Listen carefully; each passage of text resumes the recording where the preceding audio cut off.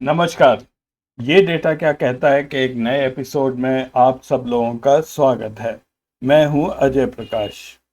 हमारे main stream media यानी कि गोदी मीडिया के अनुसार आजकल देश में सब कुछ अच्छा ही चल रहा है। हमारे मोदी जी की पॉपुलैरिटी बढ़ी हुई है 70, 75, 78%। पूरी दुनिया उनके सामने नतमस्तक है। देश में खुशहाली का माहौल है और इसी बीच प्रधानमंत्री हर जगह चुनावी सम्मेलन करते दिख रहे हैं और सारी जनता उनके पीछे लगी हुई है। इतनी भारी भीड़ आ रही है जिसको देखकर मोदी जी खुद भी एक अचंभे में पड़े हुए हैं। लेकिन इसके बिल्कुल विपरीत सोशल मीडिया पर जो चैनल्स हैं उन पर कुछ और ही खबरें आ रही हैं। उनके अनुसार मोदी जी जहां भी जा रहे हैं वहां पे भीड़ इकट्ठी नहीं हो रही है, कुर्सियां खाली पड़ी हुई हैं और बीजेपी के अंदर एक बगावत का माहौल बन रहा है। भारत जोड़ो यात्रा के बाद जो कांग्रेस की एक लहर, एक वेव सी बनी थी, क्या वो अब एक तूफान का रूप लेती जा रही है? क्या ऐसी हवा चलने वाली है कि बीजेपी को आने वाले 5 राज्यों के चुनाव में बिल्कुल ही साफ कर देगी? चलिए इसी बारे में आज मैं आपको कुछ डेटा दिखाता हूँ। ये ओपिनियन पोल्स का डेटा है। आप माने या इनको ना माने, लेकिन एक ट्रेंड सा बनता जा रहा है। ज़्यादातर ओपिनियन पोल्स एक मत होकर ये प्रेडिक्शंस दे रहे हैं। और इधर हमारी सरकार के कुछ एक्शंस, कुछ ऐसी कार्रवाई रही है जिससे देखकर ये लगता है कि कहीं पर सरकार भी कुछ डरी हुई है। लगातार ईडी, सीबीआई का इस्तेमाल किया जा रहा है।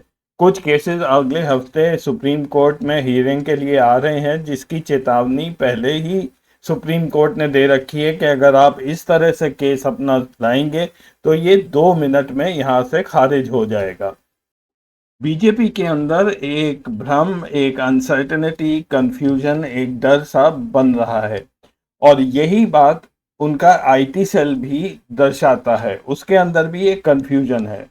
अभी पिछले हफ्ते उन्होंने राहुल गांधी को रावण के रूप में दिखाया। ये जरा तस्वीर देख लीजिए। पहली चीज तो ये है कि किधर से भी ये राहुल गांधी रावण नहीं लग रहे हैं। उनकी इमेज को भी ये लोग ऐसे मॉर्फ नहीं कर पाए कि वो दैत्य का रूप दिखा सकें। इसमें ऐसा लग रहा है कि एक बहुत ही प्लीजिंग सी पर्सनालिटी राहुल गांधी है और किसी को ये सपना आ रहा है या हैल्यूसिनेशन ये हो रहा है कि राहुल गांधी ही चारों तरफ उनको घेर रहे हैं। और हेलिसिनेशन का अर्थ होता है दृष्टि भ्रम या मति भ्रम, ऐसी बातें देखना या सुनना जो वस्तुतः है ही नहीं। तो आगे बढ़ने से पहले आप सबसे निवेदन है कि आप चैनल को सब्सक्राइब ज़रूर करें। प्रोग्राम अच्छा लगे तो इसको लाइक करिए और शेयर भी करिए। धन्यवाद। तो शुरू करते हैं। सबसे पहले आपको 2018 के इलेक्शंस के रिजल्ट्स के मुताबिक इन 5 राज्यों में पार्टी पोजीशन क्या थी ये मैं आपको दिखा रहा हूं।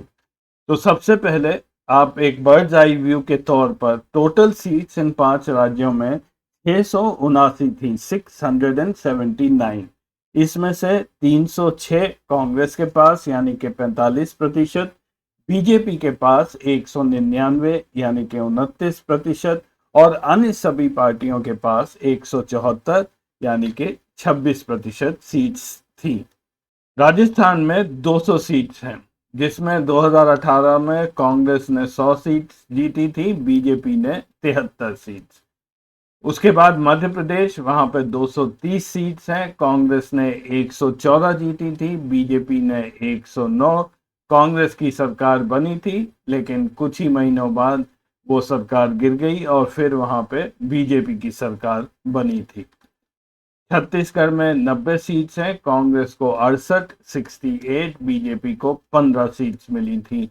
तेलंगाना में 119 सीट्स हैं, कांग्रेस को 19, बीजेपी को 1 और बीआरएस को 88 सीट्स मिली थी। और अंत में मिजोरम 40 सीट्स हैं, वहां पर कांग्रेस को 5 मिली थी, बीजेपी को 1 और मिजो नेशनल फ्रंट को 26। 2023 आते आते इन असेंबली सीट्स में थोड़ा सा बदलाव हुआ है। लेटेस्ट पोजीशन इन 5 असेंबलीज में कुछ इस प्रकार है। राजस्थान में कांग्रेस 108 इन्होंने गेन किया, बीजेपी 70। मध्य प्रदेश में कांग्रेस नीचे आई 98 पर, 98 सीट्स पर, बीजेपी 128 गेन किया। छत्तीसगढ़ कांग्रेस 71, बीजेपी 15। तेलंगाना में कांग्रेस 6, बीजेपी 3 और बीआरएस 99। बीआरएस में भारी बढ़त हुई। और मिजोरम में वही स्थिति है, कांग्रेस 5, बीजेपी 1, एमएनएफ 27। तो टोटल 679 सीट्स में से कांग्रेस के पास हैं 288 यानी कि 42%, बीजेपी के पास 217 32%, और अन्य पार्टी वहीं पर हैं 174 सीट्स 26%। तो 2018 के चुनाव और अब आके 2023 में जो डिफरेंस है इन 5 स्टेट्स की सीट्स में, वो है मध्य प्रदेश की वजह से। अन्य सभी पार्टियां वही हैं 174 सीट्स पर। जो अदला बदली हुई है वो बीजेपी और कांग्रेस के बीच में हुई है। बीजेपी को 18 सीट्स का फायदा हुआ है और कांग्रेस को वो 18 सीट्स का नुकसान। अब यहाँ पर मैं आपको दिखा रहा हूँ जो फिलहाल ओपिनियन पोल्स हुए हैं पिछले एक आध हफ्ते में, उनके मुताबिक स्थिति क्या बनने जा रही है। ऐसा माना जा रहा है कि कांग्रेस को मिलेंगी लगभग 358 सीट्स, 358, 52% सीट्स। बीजेपी को मिलेंगी लगभग 222 सीट्स, 33%। अन्य सभी दल को 99, जो 14% सीट्स हैं। तो आप देख सकते हैं कि कांग्रेस को भारी बढ़त मिलने जा रही है, लगभग 70-80 सीट्स इन्हें ज़्यादा मिलेंगी। बीजेपी को भी 5 सीट्स का फायदा होने जा रहा है। जो भारी नुकसान है वो अन्य दलों को होगा, जैसा कि तेलंगाना में बीआरएस और अन्य राज्यों में बीएसपी, समाजवादी पार्टी इत्यादि। तो कांग्रेस, जिसके पास 2018 के चुनाव के बाद 45% सीट्स थी और फिलहाल 42%, 42% सीट्स हैं, ये अनुमान लगाया जा रहा है कि उसके पास आने वाले चुनाव में 52% सीट्स होंगी, 52%, यानी कि 10% की बढ़ोतरी मिलेगी केवल इन 5 राज्यों में। और बीजेपी को देखिए, सारे हथकंडे अपनाने के बाद, सारे दाव पेच लगाने के बाद, प्रधानमंत्री मोदी को चेहरा बना के उतारने के बाद, रोज वो रैलियां कर रहे हैं, कभी राजस्थान में, कभी मध्य प्रदेश में, कभी छत्तीसगढ़ में, तरह तरह की बातें वो कर रहे हैं। वो सच है या नहीं है ये भी नहीं पता। सारे मुख्यमंत्रियों को साइडलाइन कर दिया गया है, चाहे वो शिवराज सिंह हो या वसुंधरा राजे हो, और डॉक्टर रमन सिंह का तो पता ही नहीं है वो कहाँ है। उसके बावजूद भी ये प्रेडिक्शन बीजेपी का जो आ रहा है वो ये दिखा रहा है कि बीजेपी वहीं की वहीं रहेगी, कुछ भी उसको फर्क पड़ने नहीं जा रहा है। तो अगर इन ओपिनियन पोल्स में कुछ भी सच्चाई निकली तो आप खुद ही अनुमान लगा लीजिएगा कि ये कांग्रेस की हवा थी या एक तूफान था जो 2024 के चुनावों में भी बीजेपी का सफाया कर देगा। अब आखिरी सेक्शन में मैं आपको कुछ डिटेल्स दिखाता हूं इन ओपिनियन पोल्स की इन स्टेट्स के अंदर, मध्य प्रदेश, तेलंगाना, छत्तीसगढ़ और राजस्थान। इससे पहले कि मैं अपना एनालिसिस दिखाऊं, मैं थोड़ा सा जिक्र करता यहाँ पर करूँगा टाइम्स ऑफ इंडिया के उस ओपिनियन पोल का जिसको टाइम्स नाउ पर ब्रॉडकास्ट किया गया था। ये मध्य प्रदेश के बारे में था और ये चर्चा में रहा था क्योंकि इसमें टाइम्स नाउ जैसी चैनल ने भी ये दिखाया था कि मध्य प्रदेश में हो सकता है बीजेपी हार जाए। तो इसमें 3 पोल्स का जिक्र किया गया था। एबीपी सी वोटर, जिसमें बताया गया कि कांग्रेस को 117, बीजेपी को 106 सीट मिलेंगी। IBC 24, इसमें कांग्रेस को 119 और बीजेपी को 101।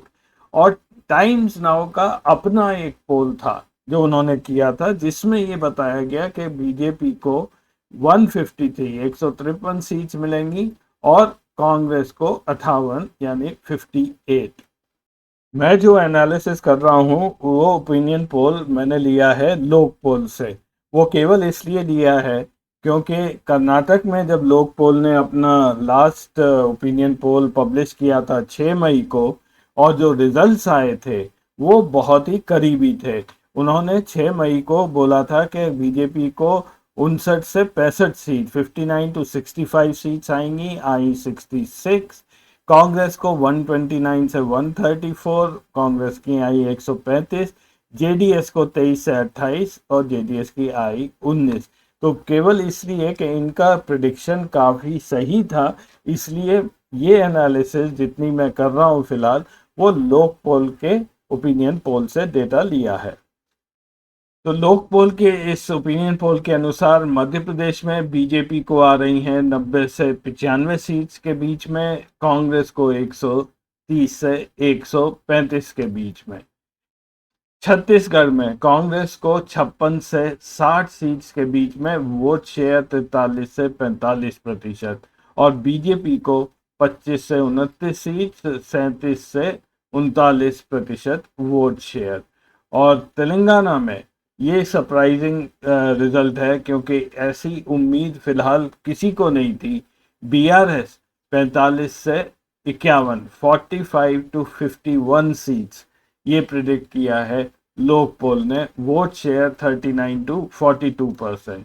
कांग्रेस 61 to 67 सीट्स, 41 to 44% का वोट शेयर, और बीजेपी को केवल 2 से या 3 सीट्स मिलने की उम्मीद है, 10% के करीब वोट शेयर रहेगा। अब इस डेटा का कॉन्टेक्स्ट समझना बहुत ज़रूरी है। इससे पहले कि आप खुश हों या आप दुखी हों, थोड़ा सा आप ये समझ लीजिए। यहाँ पे मैं सीट्स और वोट शेयर का ट्रेंड दिखा रहा हूँ 2008 के इलेक्शन के बाद से लेकर इस ओपिनियन पोल तक। ये है मध्य प्रदेश का ग्राफ। सैफरन कलर में, ऑरेंज कलर में ये बीजेपी की सीट्स हैं।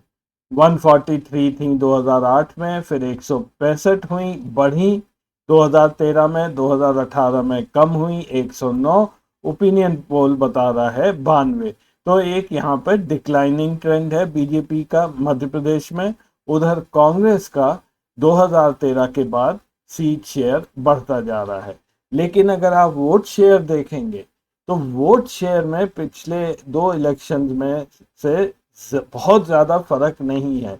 जब बीजेपी की 165 सीट्स आई थी उसका वोट शेयर लगभग 45% था, लेकिन पिछले इलेक्शन में 41% है, और ओपिनियन पोल के हिसाब से भी ये 40 के आसपास है। कांग्रेस का भी वोट शेयर लगभग बराबर सा ही बना रहेगा। तो इसका ये मतलब होता है कि जो इलेक्शन में आपकी जो सीट्स की अदला बदली होगी बीजेपी और कांग्रेस के बीच में, वो बहुत ही कम मार्जिन से होगी। तो ऐसा लग रहा है, अगर हम ओपिनियन पोल्स की बात माने तो मध्य प्रदेश में इस बार इलेक्शन एक नेक टू नेक फाइट रहेगा और टाइटली फॉट इलेक्शन रहेगा। लेकिन मध्य प्रदेश जैसा ट्रेंड छत्तीसगढ़ में नजर नहीं आता है। कांग्रेस पिछले इलेक्शन में अच्छी मजबूत स्थिति में थी, 68 सीट्स आई थी। इस बार हो सकता है 10 सीट्स कम आए, 58। यहाँ पे कुल सीट्स 90 हैं, इसलिए मेजॉरिटी आराम से मिल जाएगी। बीजेपी की बढ़त होने की उम्मीद है, 15 से वो 27 पर आएंगे। लेकिन वोट शेयर अगर आप देखेंगे तो कांग्रेस का 44 और बीजेपी का 38, इसमें बहुत ज़्यादा फर्क है।